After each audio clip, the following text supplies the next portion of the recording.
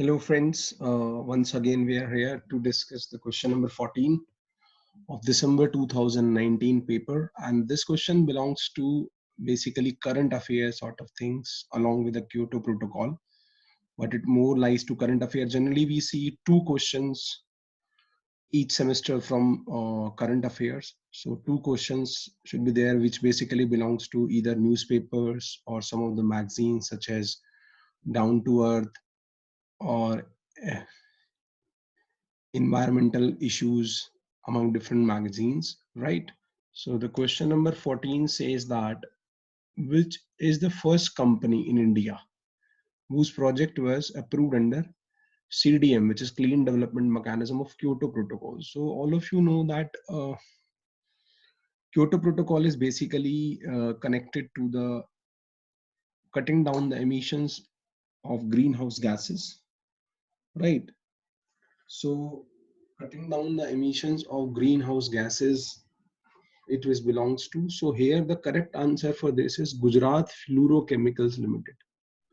So the correct answer for this question is Gujarat Fluorochemical Limited, which is option number 1. So now let's see some of the detailed explanation of these questions.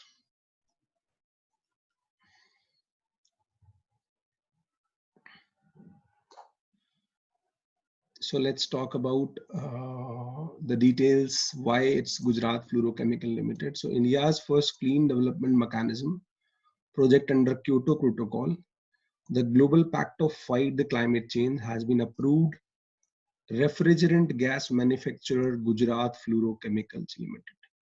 So this company is basically it manufacture the gases and refrigerant which is basically chlorofluorocarbons. Based in Vadodara, Gujarat has become the first Indian company and the third in the world to have an emission reduction clean development mechanism project certified by CDM Executive Board and established under Kyoto Protocol.